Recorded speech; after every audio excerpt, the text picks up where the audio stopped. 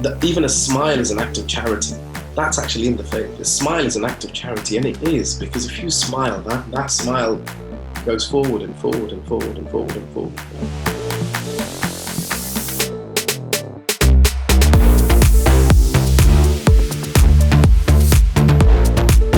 Welcome to Bigger Than the Hustle podcast, where I bring you real conversations with entrepreneurs on how they live their lives outside of business. We deep dive into the energies, the motivations, the habits, the disciplines, and the mindset that makes them successful in their life that leads to success in their business. Now, today, I've got a real old friend with me, someone who I've known for over 20 years. And I've been trying to get on this podcast for ages. He's such a busy man. So, I feel privileged to have him on. And so I'm going to get every ounce of information I can out of him for the listeners here. So without further ado, hi, Ahmed. Hi, Bhavik. How are you? I'm good. How are you? Really well, thank you. Thank you for giving me such an esteemed introduction, bro. Not at all. Thank you for being on. Thank you for making time. I know you are super busy and you run quite an antisocial life in terms of the way times you work. So I'm happy to have you on at this time in the morning as well. So thank you so much. I'm going to hand over the mic to you. So if you can give a short introduction to yourself, and then we'll go into the conversation from there. Okay. My name's Ahmed Wahid. I was born and bred in Leicester. I run a business at the moment called Bombay Bites. We're based on Evington Road. We've got another branch on Braunston Gate. I'm a husband, I'm a father, I'm a son, I'm a brother, and I'm a friend to a lot of people. And I think that's who I am. Thank you. Now, Ahmed, if we can go into the business you currently run. So you run Bombay Bites, which is a takeaway business based on your experience from your family business as well, correct? Correct. How is that going right now? Because we're in a lockdown situation, obviously. A lot of things have changed this year. So how have you found things in your business, and what kind of things have you had to adapt to keep moving forward now? I'm in the fortunate industry that is actually being allowed to continue being open, the takeaway and delivery service industry. And for Bombay Bites, that takes a large part of our earnings, basically. So in the initial lockdown, when everybody was closing, you had all the big outlets were closing, a lot of the independents were closing. And I was left in this really awkward situation where I was thinking, right, what do I do? What do I do? Do I stay open? Because at the end of the day, I had to make that final call. There was nobody else that I could take advice, of course, but the ultimate decision lay with me. Now, the thing is, I can't run the shop without my team. So I had to consult my team first, because they are the backbone of the business. And I said to them, listen, gentlemen, this is the situation. Obviously, everyone's in a state of fear at the moment. But I've made a decision in my mind that if I'm ready to work, we've been given not only is it an opportunity, but I think to be honest with you, it was a service as well, because there's going to be people who are cooped up at home, nothing to do. They can't go out. They can't do anything like that. Being able to get some food from outside in, I thought, that's something that I think it's our duty to be able to continue providing that service, because everybody else is closing. So, in the end, they were all on board. But obviously, they had to have conversations with their families, just the way that I had to have a conversation with my family to say, listen, this is my decision. Even my mother was saying, listen, why are you open? Everybody's closing. Why are you open? So we made the decision to stay open. And obviously, we took all the precautions because, you had to make sure that everything was in place to try and minimize the risk as much as possible. And thankfully, we've maintained, we've grown in business. We've actually, opportunities have presented themselves to us that weren't there before. And I think that in an odd way, where people were, looking and saying, oh no, this is bad, this is bad, this is bad. I think, staying open and then seeing the opportunities within the adversity and making the most of those. I think Bombay Bites, in reality, is probably in a much stronger position than it's ever been in. Perfect. And I love you use the metric of service. All businesses, as you're a small business operator, same as I am, and service has to be the key, doesn't it, for longevity in any business, where financially, obviously it has to operate, but if you're operating from a heart of service and a heart of happiness, and like you said, you saw the opportunity in the adversity, and I think that's what us entrepreneurs do all our lives, right? In terms of adapt and then adapt again and then adapt again, and so much we learn and grow as a person. Now, in the offering of service, for anyone that's looking to start their own business and they're looking to get into some kind of service business, what kind of things have you implemented, or what kind of things do you live by from the heart that you put into your business that make you still here, so many years on? Because you've operated for how long? How long has Bombay Bites been open? Because Bombay Bites opened in 2007, so it's wow. Yeah, so 13 years, yeah. And they say with a small business, the first 4 or 5 years, obviously the most crucial years, and then you sort of grow from there.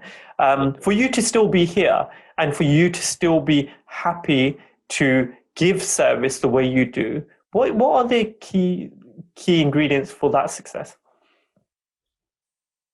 Honestly, I think some people are just born like that. I think it's an inherent part of your persona. It's part of your personality. You are the person that you are.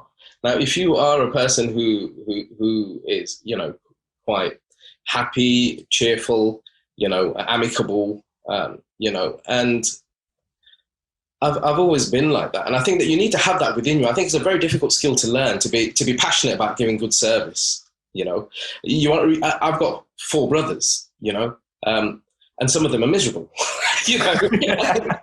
and giving good service in a restaurant environment is just something, when somebody's faking it, I suppose, and when someone's being genuine.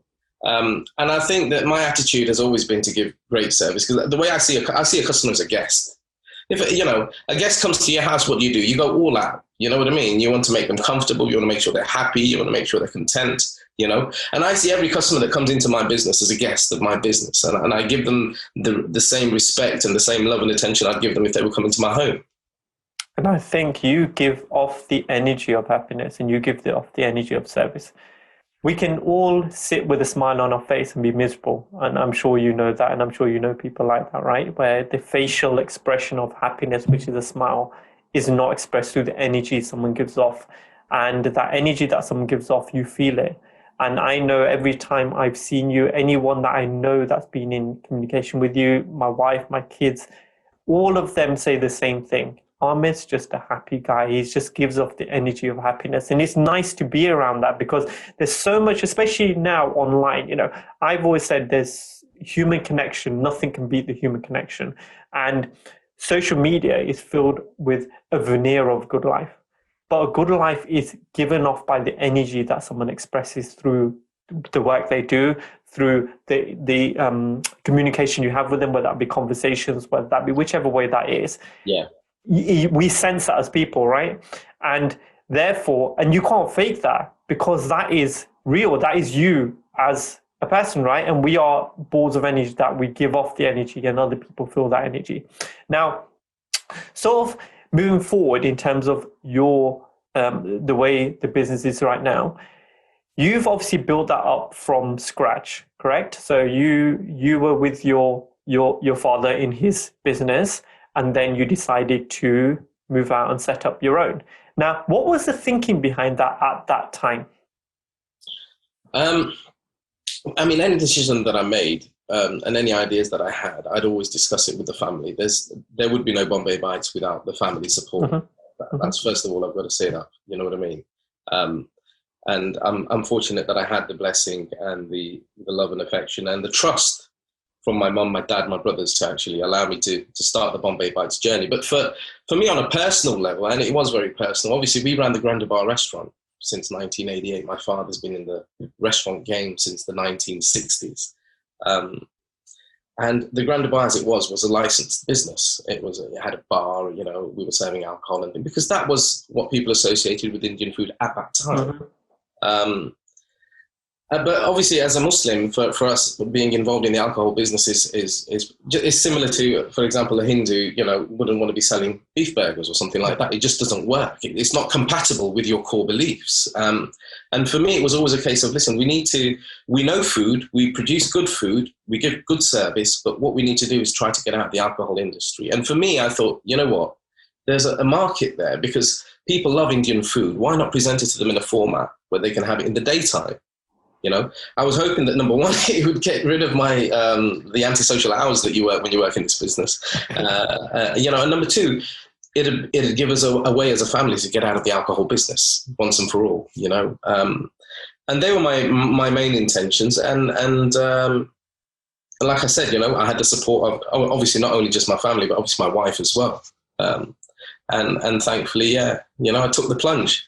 But for me, business has been in the blood because my dad's been in business since I was a baby. And how was that conversation? So sometimes it can go two ways, right? So with you've grown with your dad, especially in business. He's shown you a lot, and then now you felt that it was time to put your own veneer on it and maybe move into a different direction, like you've just explained to us.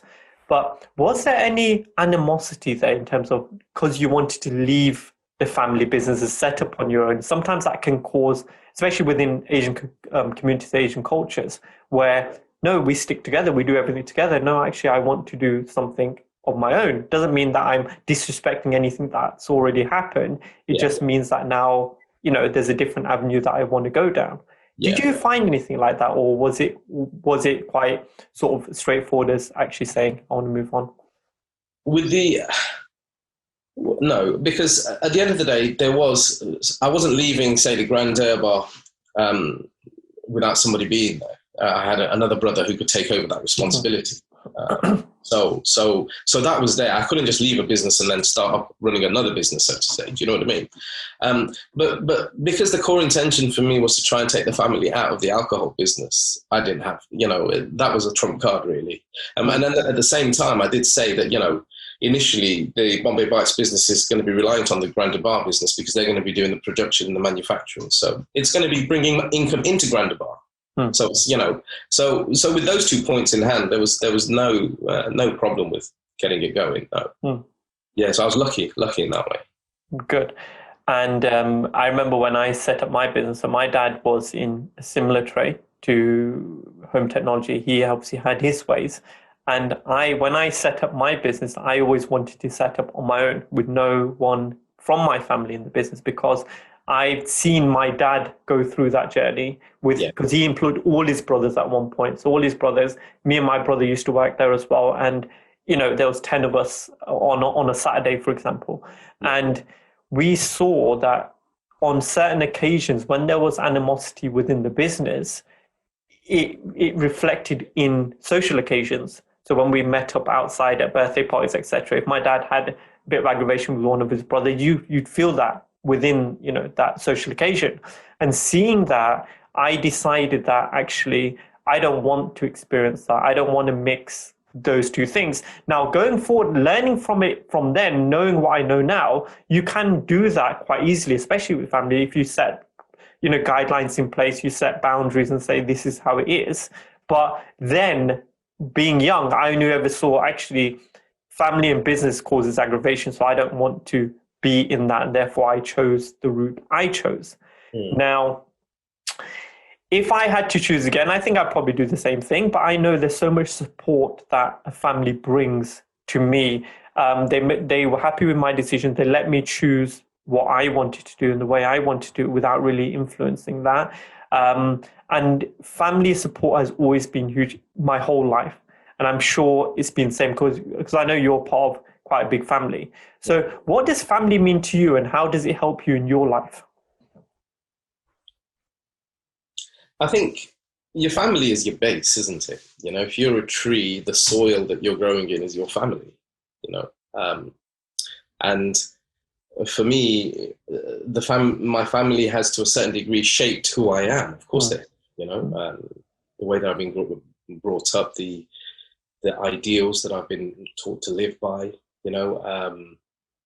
and I think we're lucky. We're so blessed that we had the chance to grow up in a full family, rather than a single parent family or this or that. To grow up in a safe environment, because that isn't as as much, it's not there the way it was when I think we were growing up. So yeah, there's a lot of love there, a lot of lessons learned. We've got some serious beats at times, but that's how it was back then. We had to do things that we didn't want to do, but we did them. In the summertime, we weren't stuck at home. We were playing outside on the streets. We used to have to be called in. Come in, you've got to eat. This, that, the other. We used to, I grew up on St James's Road, which is it's a blocked off road off Evington Road, where you've got the Barclays Bank on the corner. So because it was blocked off, that little section of road there wasn't really that much traffic then. We lived on St James's Road, so that little area there, we played cricket, we played tennis, we played football, we played everything. We played hide and seek. We played everything, and that was our summers. And I think that going back to your question, what does family mean? Your family, just to me, it's foundation, isn't it? It's foundation. It's who we are.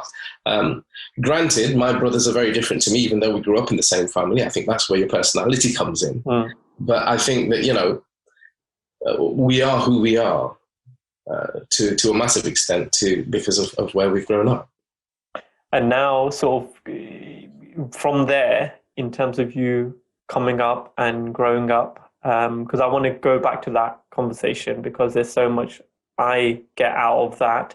But now you're obviously a dad, and you have your own family, so you've got your own tribe now in your own house, and it is a tribe, I can see.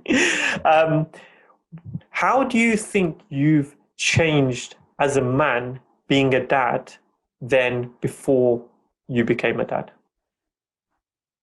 I think you're a lot more patient when you become a dad, But I think one thing that you learn from becoming a dad is pure love, Bhavik, that pure love. Any other love, I suppose it comes with conditions. But that love, that bond that you have with your child, it's just pure love, bro. You can't explain it. You know what I mean? And watching them, grow up. I think, patience, definitely. But, I've always been a good people manager, and I see children as little people. You just got to manage them. Love it, people manager. Yeah, they're little people, you know what I mean? And you just got to manage them like that, There'll be a point where somebody wants your attention. Now, you can either not give them your attention and they'll just be there for the next 10 minutes, blah, blah, blah, blah, blah. Or you can give them that attention that they want, let them be happy, and then carry on doing what you're doing. Do you know what I mean? That's just probably the simplest way of putting it down, And I've always said actions, to me, speak louder than words. So how someone lives their lives as opposed to the words they say. What kind of actions do you live by at home that your kids see? Because I personally find that the ways I live my life have more of an impact on my kids and their future than the words I say to them. Because a lot of the time, the words you say, they can ignore, they can choose not to listen to, or they have a filter on the way you speak as a parent.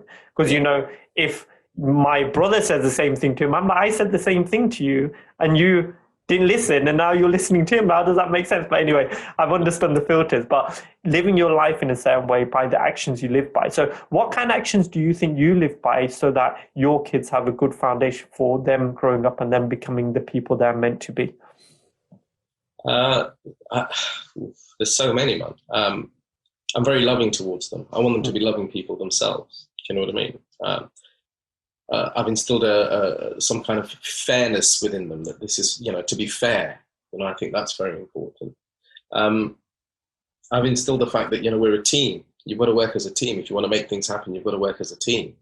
I think that's important.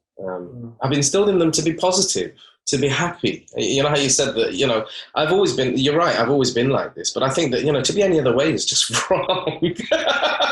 I think, at the end of the day, if we're all, in my faith, it says that even a smile is an act of charity. That's actually in the faith. A smile is an act of charity, and it is, because if you smile, that smile goes forward and forward and forward and forward and forward. You know? And I think I've always taught my children to be positive, and good manners. Bloody hell, you know what I mean? Pleases and thank yous. You know, that is critical, man. I think that sadly, we're growing up in a society where that seems to have taken the back burner. But and the way you do that is by saying pleases and thank yous to them as well. If they do something for you, you say thank you. If you ask for something, you say please. And similarly, if you're out in a social situation where you're in a restaurant or something like that, waiter comes over and drops something off, like a glass of water or whatever it is. I always say, what do you say? You've got to say thank you. It's polite. It's good manners, and I think that is really, really important. I think probably they're the key things that come to mind.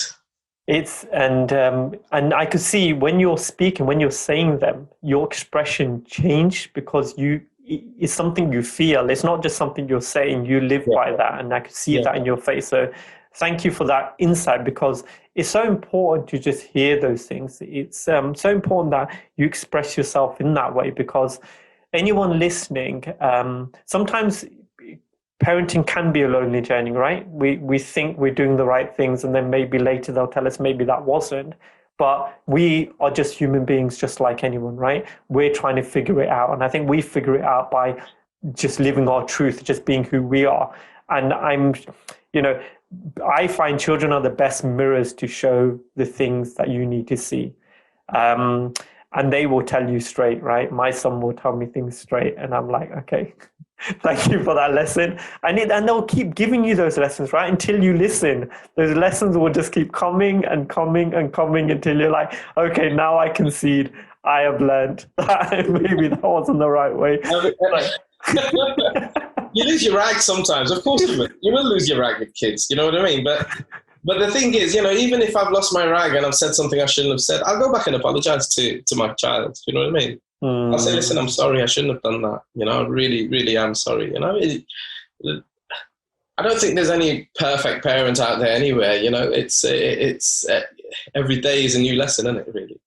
And the ability to be humble enough to say that even though I'm your dad, I'm still someone that can learn from you as well. And I apologize if I've done something that's incorrect. Because I know for a fact, my mom and dad they were always right. Even if they were wrong, they were right. Even when they and I'm sure you know that as well, right? Yeah. And I'm glad that we're evolving as people into that, because even though in some ways we talked about growing up earlier, we talked about you growing up and playing outside, and I'm so glad we were allowed to grow up organically. We were allowed to fall down and stand back up and grow slowly but naturally, the way I feel as human beings we should. And now kids seem to have so much information thrown at them. They just seem to be on some kind of steroids in terms of growing up, and they want to grow up so quickly, and they want to sort of be involved in so many more things. But just from the information that's bombarding their brains in ways, I think it's so much more difficult at the moment, because their brains are not ready for this information that the internet, that social media and television is throwing at them. We had 4 channels, right? 4 channels. We had the people around us, which was the friends and family, and we had school. That was all the information we had to process. And even now, as the internet has come through, and as the internet has come on, even at some points we say, this is too much for me. And we are grown adults. Yeah. What is it like for a 10 to a 14-year-old that's trying to deal with this, right?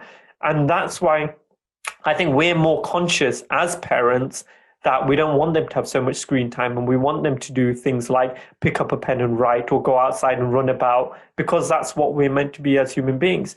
And I feel sad for them that they can't go out in the street and play, because you don't see any kids playing out anymore, right? And I suppose that's just the way life has become.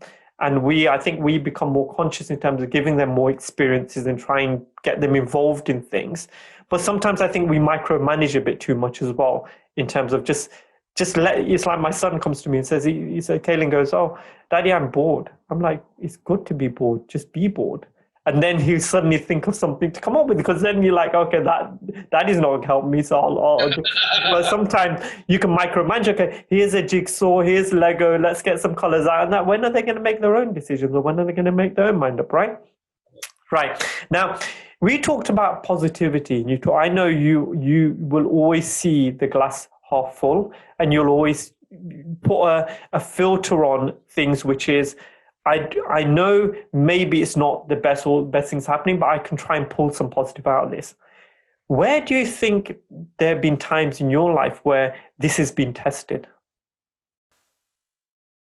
When there's something that's beyond your control, I think that's when, it really sort of, you think to yourself, bloody hell, this is beyond my control. Me and my wife, we struggled to have our first child. And that went on for 7-8 years. Going back before that, me and my wife went through the whole journey of a 10-year journey before we actually got married. Yeah. That had so many challenges and ups and downs and all that kind of stuff as well. I think, when I don't know how to answer that, because to be honest with you, there's one thing that carries me more than anything in my life, and that's my fundamental belief in a creator. And I think that whatever the creator has given you, there's a blessing in it, if only you look for it. Do you know what I mean? And I think that if you go into any situation with that in mind, that, listen, whatever the adversity is, whether I see it today or whether it comes 6 months, 6 years, 50 years down the line, there's a blessing in there, and I've just got to make the most of it. I think I've always been a glass half full kind of guy. But going back to your question, when something's beyond your control, and then you think, God, why God, why? But I think that's as far as it'll go, man. That's as far as it'll go, because then you start working towards finding a solution to whatever that problem is. And I try and live by the word, replacing the word problem with the word puzzle. Yeah. So rather than it being a problem, it's a puzzle. Because when it's a puzzle, the brain works out a way to solve it, because that's all it is, isn't it? It's working out a solution. Whereas when it's a problem, it seems to have a negative connotation or a big issue to it. But when it's a puzzle, it's like, okay, this is a puzzle I need to solve. Let me step by step solve this. And it seems to always work for me. So I thought if anyone gets some benefit out of that. It's really funny. It's like even Ami started doing a university course, so that's obviously taking quite a bit of time. And sometimes, she can feel overwhelmed. And it, it's a journey for her, and there's ups and downs and everything. And yesterday she sort of opened her heart up to me and said that, am I doing the right thing? Am I doing the right thing? Can I, because there's so many distractions. She's doing it part-time, but she's working, and then she's got the family and everything. You know what I mean? There's so much happening. And I don't think she could give focused attention when it needed to be there. So yesterday night, actually, we sat down together and we thought, right, okay, let's do a weekly chart. Let's look at the days.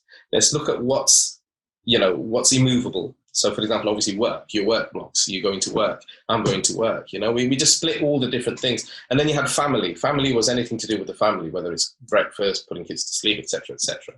And then we just worked out the blocks, and we managed to get about 20 something hours out of the week where she can now just focus on her studies. Oh. Yeah. And I think that was beautiful. And then I thought, right, okay, we've done one for you, we can do one for me now as well. And we just, because you so easily you just go into the rhythm of life, and the thing is that time is probably the most valuable asset that we have, Bav. And how you choose to spend your time, and what you choose to spend, and who you choose to spend it with, it. And I think that too many of us are too blasé with that. We'll just, and the thing is, how you're talking about technology and things like that, entertainment and all those kinds of things. Okay, it's great. Don't get me wrong. It's good. It's good to have it, all the gaming, all the mobiles and everything like that. But it's, technically speaking, it's not time that you're working on yourself. You're just, you know what I mean? And I think that's something that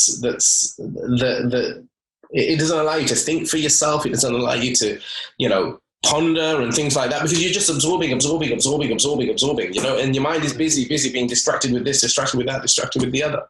But I think that,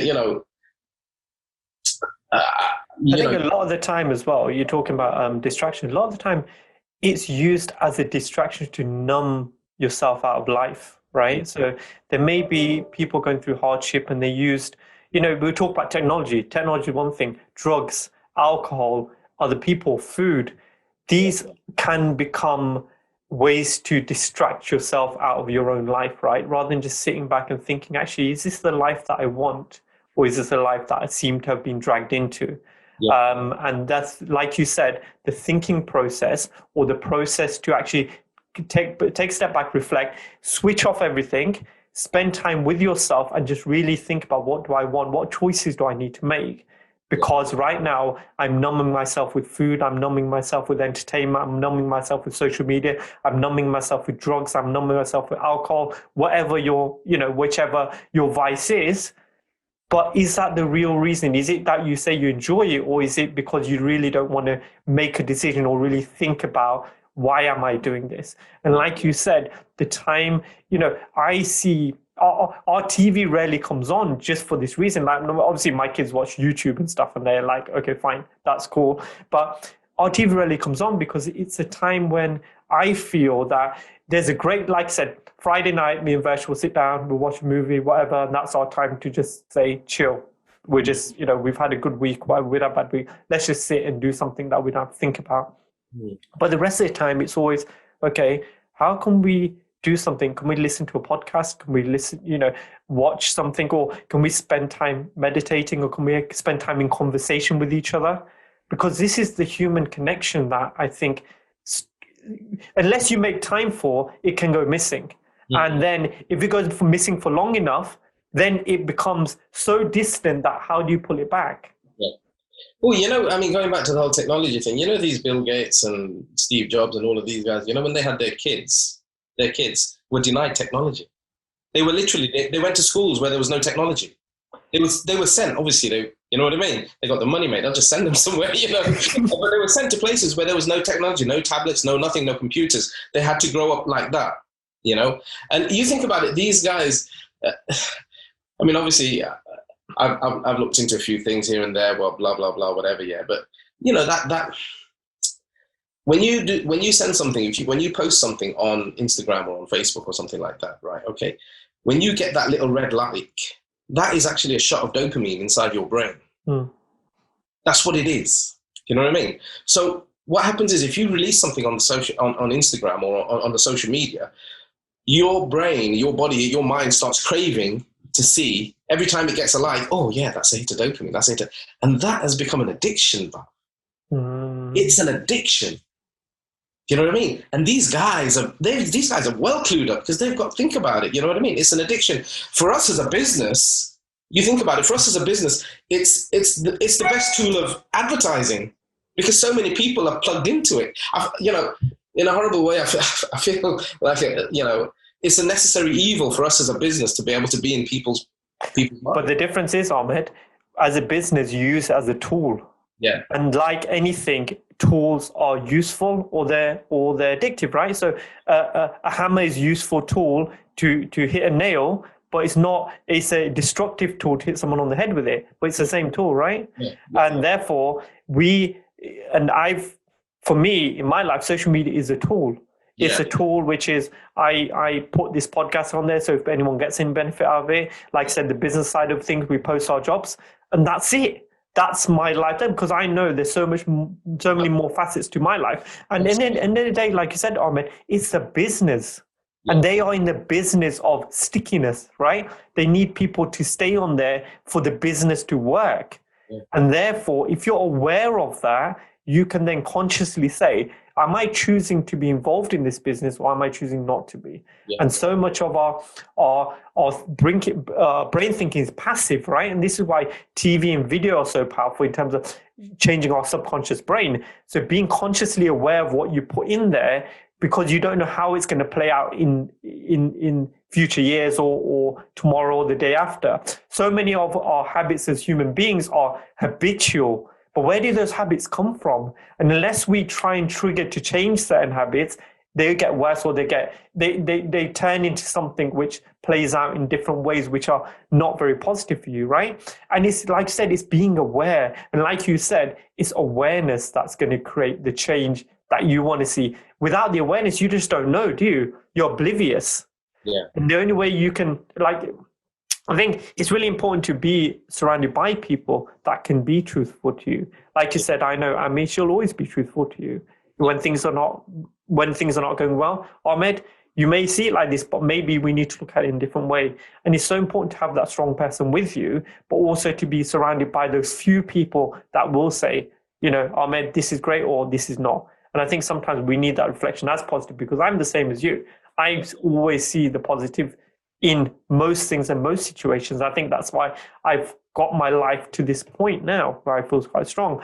But that comes from being raised like you said, a foundation of strength, being raised in a foundation of a support that I know that even if shit hits the fan, I'm not going that far. I'm never going to be going that far, because there's too many hands around me to put underneath us, pick us back up again and say, Bav, is everything good? Let's go.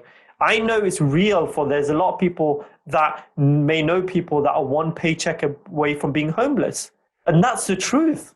Yeah. And that's it. And the way I see that is, it may be a truth, but that's also a reflection of the decisions you've made in your life to get to that point. And now moving forward, if you're not aware that that's what's happening, how can you make decisions to make changes for the future that you're never going to be in that position again?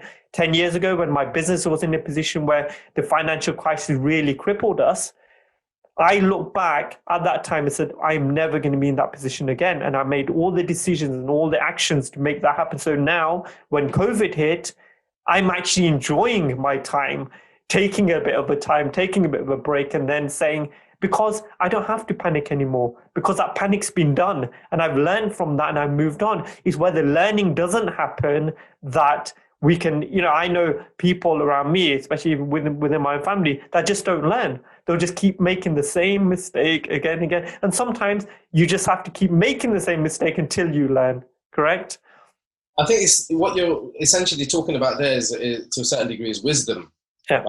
And I think that wisdom, you could split it into two. You could split it into two. You could say that, okay, having knowledge that's going to be a benefit to you, but then the wisdom comes in taking action upon it. You know what I mean? And I think that you need to have those two together to be wise, so to say. And we've all made mistakes, and we'll all continue to make mistakes. You can make a mistake once, twice, 3, 4 times, but if you keep making the same mistake over and over again, you've only got yourself to blame, haven't you? You really have. Especially if there's people out there saying, don't do it, don't do it, but it is what it is, people are people, bro. You just got to accept them for who they are. So knowing yourself right now and how much wisdom you have, because I know you have a lot of wisdom. We're still learning, man. Well, yeah, we're learning every day, and hopefully we never stop learning. I've always said I always want to be the student. I never want to be the teacher, because when you're a student, you're always there to learn, right? What skills do you still think you need to grow, master, or learn to become the next version of yourself? I think I've just got to be a bit more disciplined with myself. Do you know what I mean? To make sure that I get things done in a timely way, or when I need to get them done. I think just working on my discipline. And what makes that? Where do you think that falls down right now? What changes do you think need to happen for things to change? A couple of things. I think definitely my diet. I think I really need to be more disciplined with what I put inside my body. Mm-hmm. But I'm a sucker. I love food. Yeah, I love sweet. I love savory. I love everything. You know what I mean? Just happy. And being in a food business, I suppose that doesn't help either. It's a blessing and a curse at the same time, isn't it? You're surrounded by food. It's those chips, man. Damn those chips. And I think probably the other thing that I'd need to be more disciplined about is sleep. Because unfortunately, the business that I work in, by the time I get home, it's midnight. By the time you've settled down and, unwinded, had a shower, obviously, the first thing we do when we come home now is have a shower, get changed, have a shower, everything like that. So by the time you get to bed, for me, it's average is about 1:30 to 2 o'clock. So unless, I end up starting to watch something and then all of a sudden it's 2:30, 3 o'clock. Obviously, the kids are going to wake up when the kids are going to wake up. You're going to wake up. There's no getting away from that. Do you know what I mean? So I think, being better with my sleep, I think that's very important, especially when you've got kids. I'm not in a rush to wake up in the mornings, apart from if I've got to do the school run. I can wake up at 9 o'clock. I can wake up at 9:30. My work is in the evening. The main work that I do is in the evening. So going back to the point where you said that, yeah, I do work. My work is antisocial, but then on the flip side, I can sleep in the morning if I want to. If I choose to, I could stay in bed till 10, 11 o'clock if I wanted to. Do you know what I mean? I can get up when I want to get up, I suppose. I have time to spend during the lockdown. If I had to go anywhere, I was at home with the kids. I had that.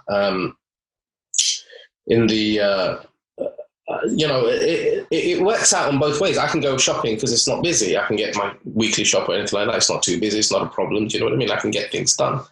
There's pros and cons, I suppose. But yeah, discipline is a key thing. And I think, what I eat and how much I sleep. Those are the two main. the core basics of life, right? I just, got to master those two, man. Everything else is all right.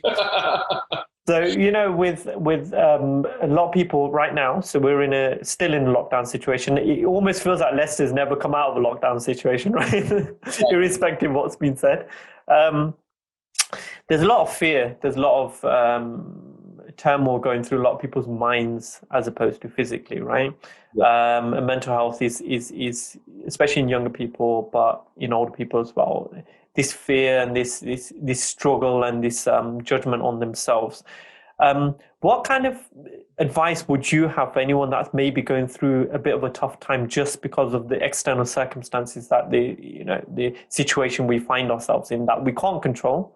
So we have to try and manage and we have to try and operate within that.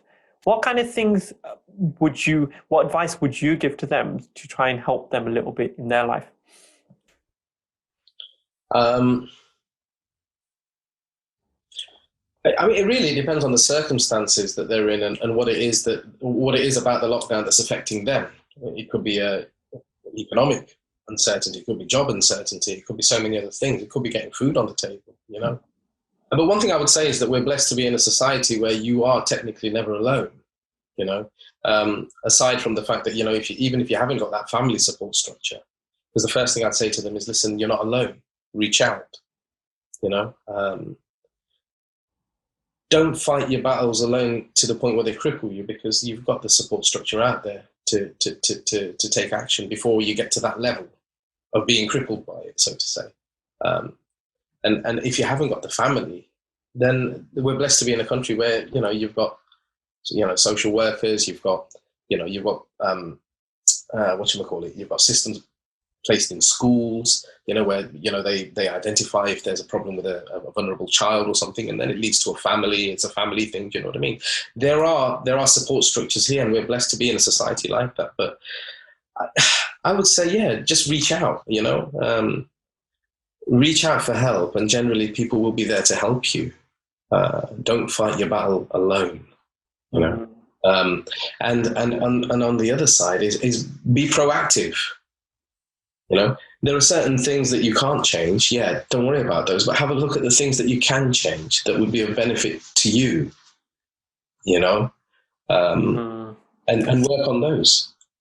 And I think we live in the most connected time ever, but so many people are still feeling disconnected, right? They're still feeling that, even though it almost seems like an overabundance of information that we're exposing ourselves to. And I've always said it's about filtering certain things out. Filter the things out that don't serve you. Filter, that be the conversations, that be the people, that be the way you live your life. If there's certain things that don't serve you, you need to see, first of all, only you know. No one can tell you that. Only you know what doesn't serve you, and be truthful. And if you then can't have those conversations with people around you, find those people, because there will be people. It's just reaching out to people and going outside your comfort zone, being uncomfortable, getting comfortable with being uncomfortable. Because with any growth, there needs to be discomfort initially, right? And then that then becomes normal. Absolutely. And then, you know? I've never been averse to trying something new. You know what I mean? For me, it's it can be something as it's like I didn't do swimming for years and years, Bhavik. You know, I'd always been quite conscious of my body. I always had quite a large body. And in a swimming pool situation where you were exposing yourself like that, I used to feel very self-conscious. And there was a massive period where from junior school, so from about, say, 6, 7, to probably about the age of about, I don't know, probably 30s, in my 30s, I really didn't swim that much. There was a period where I was fortunate to have access to a pool, a private pool, so I was able to swim and practice learning to swim because I was just on my own. But it took a lot of courage for me to then go back to a swimming pool and start swimming again, you know? But the first day that I went, I just psyched myself up, bro. I just said, no, listen, I'm going to go, man. Fuck it. You know what I'm saying? You know?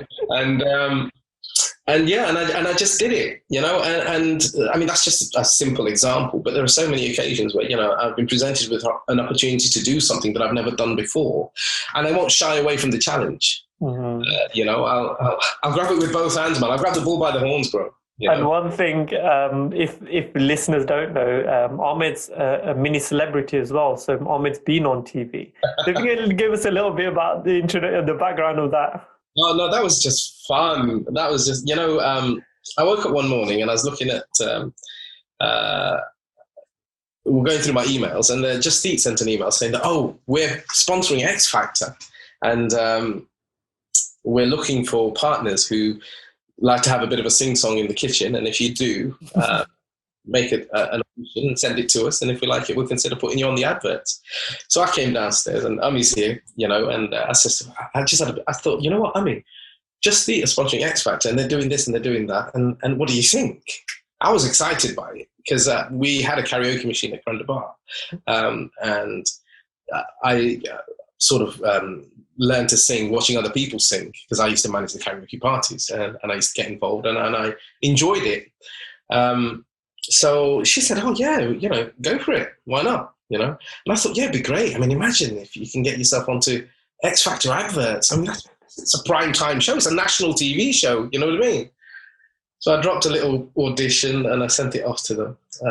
And thought, okay, we'll see. Because, you know, they've got about 25,000 partners, mate. I'm sure there's going to be other people chucking their hat in, throwing their hat in type of thing. And they got back to me and they said, oh, Ahmed, we loved your audition. I did Lionel Richie all night long. The wicked song, isn't it? Yeah, and the lady actually said that, listen, we put your audition on in the office and everybody was just dancing. It was brilliant. But the whole process, there was about another 2 or 3 stages of the audition process. We had to do a Skype interview. We had to go and actually do a casting, you know, in front of the producers in London. We had to go and present ourselves and everything like that. And they liked it. And they said, right, yeah, we want to get you on. So that was an experience, man. That was a phenomenal experience. I mean, that was in 2017. 2018, they ran the same competition. And I spoke to the contacts that I made with Just Eat. And I said, is it worth me putting in another audition in? And they said, and Sam, who was my contact at Just Eat, she goes, there's no harm in it, Ahmed, but I think because, you know, they're probably looking for new people. I says, yeah, all right then. So I just left it. And then literally the day before the auditions are meant to come in, I just, in my kitchen, literally in this room actually, I just put the phone up and I just did an audition of James Brown. I Feel Good. And they called me back and they said, oh, Ahmed, listen, we love your audition. We want you to be. I says, oh, all right, brilliant. That's you know, that's phenomenal, you know. And it was a different creative team that made the advert and everything like that. So that was another journey. You know, they had like a choreographer there and everything like that. And it was different to that first journey, even though I had a bit of experience. Yeah, so it was, and obviously it helped the business no end being associated with Just Eat, but more so having, the name Bombay Bites and my name on an advert 10 seconds long on a Friday, Saturday and Sunday night was massive. And it really, the only reason I got into that position was because I thought, right, yeah, fuck it. Let's just do it. I don't mind making a fool of myself, Bobby. I really don't. And you really don't know what's going to happen, do you? Yeah. It's like anything. You can open a door, walk through it, but until you walk through it, you don't actually know what's on the other side of that door, right?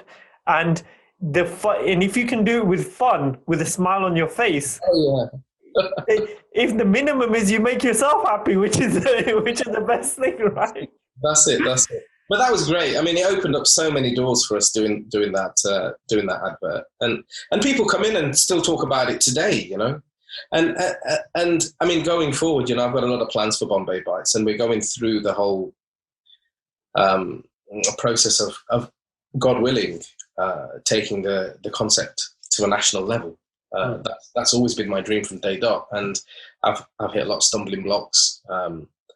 But I think, like I said, we're in a really strong position at the moment, and I'm really, excited.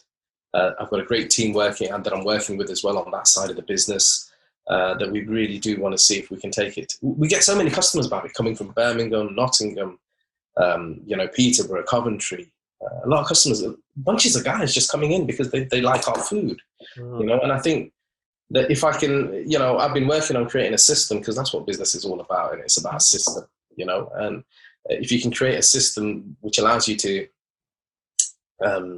have a product that's consistent, where you've got, measures in place to make sure that everything is going right, that you're giving good service, etc., and then the potential is there really to replicate the business, and God willing, that's the way that I want it to go, And I know you've been thinking about this for a while as well. I know we've had a conversation about this as well. And I can see I can see the potential in you probably more than you can see the potential in yourself. And I think that's what, as human beings, that seems to happen, right? So you can probably see something in me that I don't see in myself. Likewise, I see something in you that you don't see in yourself. And I've seen this when you talked to me the first time. I was like, that's a no-brainer. But I know there's so many other things that need to happen for that to happen, right? And that's sometimes the things that we're not natural at as entrepreneurs. So we're good at running our business, but then when it, like you said, setting up a system, looking at each part of your business and systemizing that, because you've never had to think about that, because that's just a natural thing you do, right? You just run it that way. But then you're like, okay, so if this happens, then this has to happen. If this happens, then this has to happen. And they're all the decisions you make without even thinking. But then as soon as someone asks you that question, you're like, oh, okay. And then you realize what kind of tree of information you're holding in your head every day that you now have to try and replicate so someone else can then go on that journey, right? And that's exactly what a franchise system is, isn't it? It's replicating that. And I know with the energy and the love you put into your business, it can only be a success, because that's the energy and love you're going to put into that system. And anyone else who comes on board with you, I know that you're going to wholeheartedly support them through the journey, because this, I feel, is an embodiment of you, and your business is an embodiment of you, and you want that to be replicated, that replication of love that grows out into the community in different cities. Right now, you're geographically restricted. Obviously, you're in Leicester, but if you can replicate that through the whole of UK, it's that service that people need to have near them.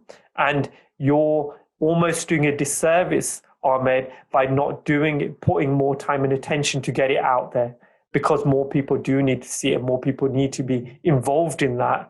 And I think it's your duty now to prioritize that and get it out there, because I know so many more people will benefit from having you around, because even though you're not physically around, your love and your energy will be part of every operation that sets up. So I hope so. I mean, I sincerely, I appreciate everything that you're saying, and you're right. I've got to be very careful who I choose to take on board. Yeah.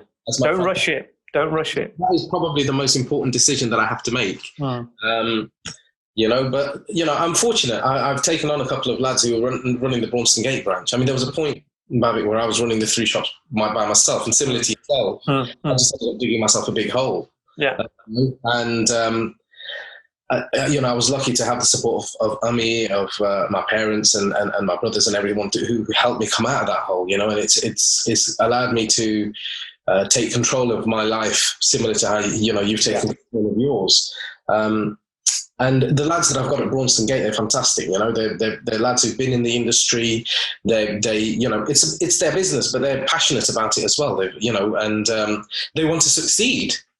Above anything else, they want to succeed, and I want them to succeed because their success is my success. And that's what I love about the franchise model, because it offers, to a certain degree, it offers me a level of protection for my brand.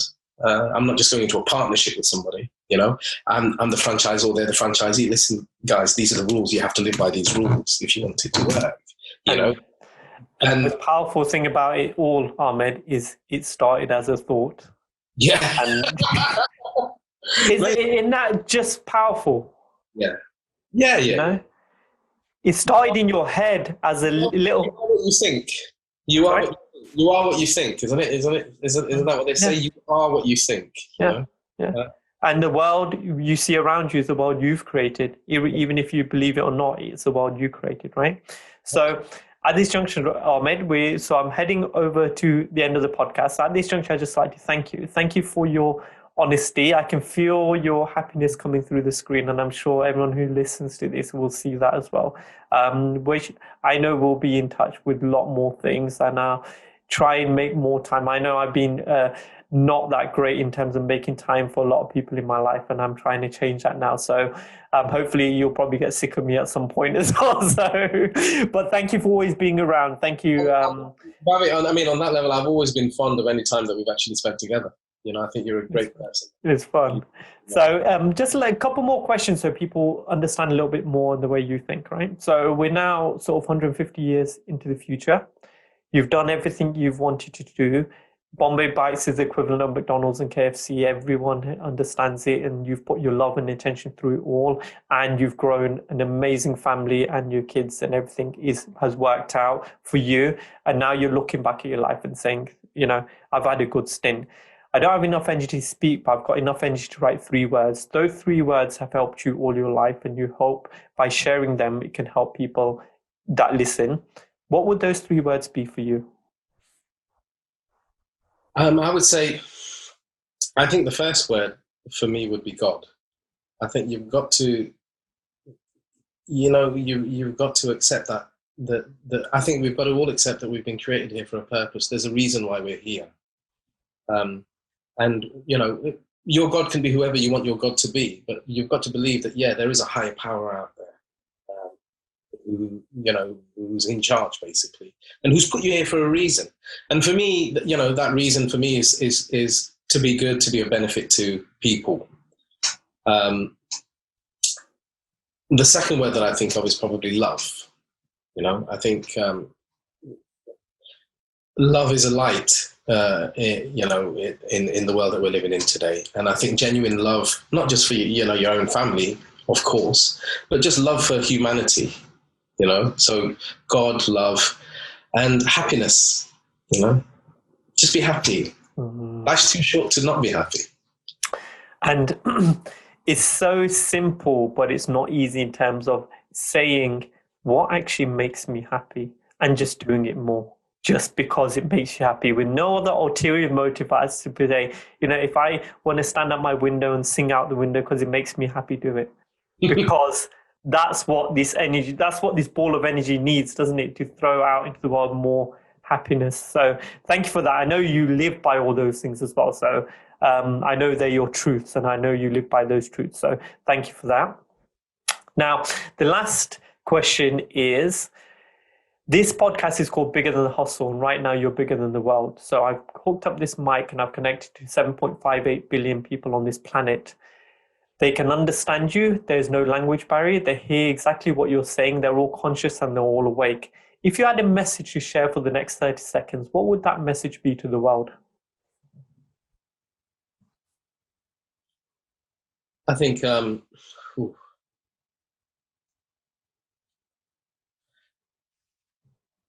understand the reason why we're all here. Understand why you're here, we've not come to existence by chance. There's a reason why we're all here. And you need to find your reason for why you're here. You need to find your strength and you need to play to your strengths. You need to be kind. You need to be sincere. You need to be genuine. You need to have integrity. And if you work hard, because nothing comes easy, I think if you work hard and you keep that belief in yourself, even if people are telling you that no, it's not going to work, but if you keep that belief in yourself that you can make it work, it will work. It will happen for you. I think that's what I'd like to say. And it's making sure you just put the right energy into it, right? Drown out the noise of your environment, drown out the information that doesn't serve you, and just go with what you believe. And I've always said that the brain will say one thing, but your gut and your heart will tell you the truth. And that it's getting silent, quieting that down upstairs, and then listening to the gut and the heart, because I think that's where the truth is.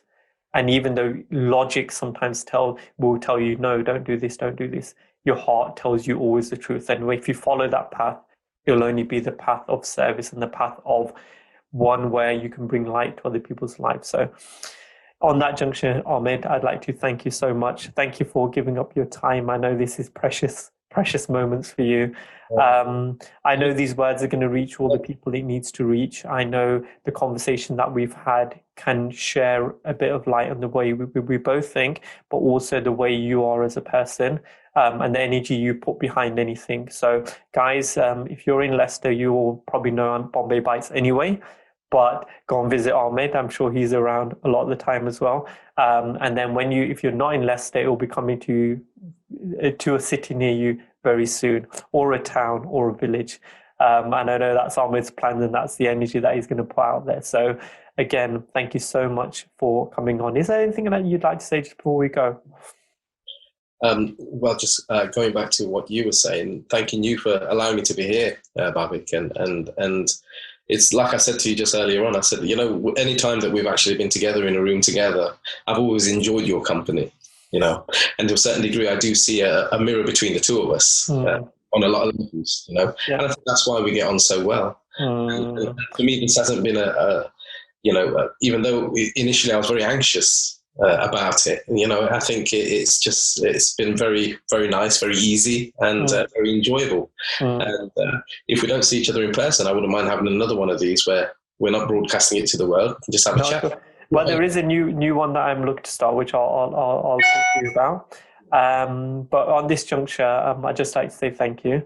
Again, thank you for your time, and the best of energy going out to you to make sure everything plans out, not the way you believe it should, the way it should, based on what the universe has in plan for the rest of the world, and how you're going to play that part in that, right? So thank you. So at this juncture, I'd say I was Babik, the host of Bigger Than the Hustle. And just before we go, I'd like to leave you with a few thoughts. Big energy leads to big thoughts lead to big ideas lead to big actions, and big actions lead to a big life. So keep thinking big. Until next week, goodbye.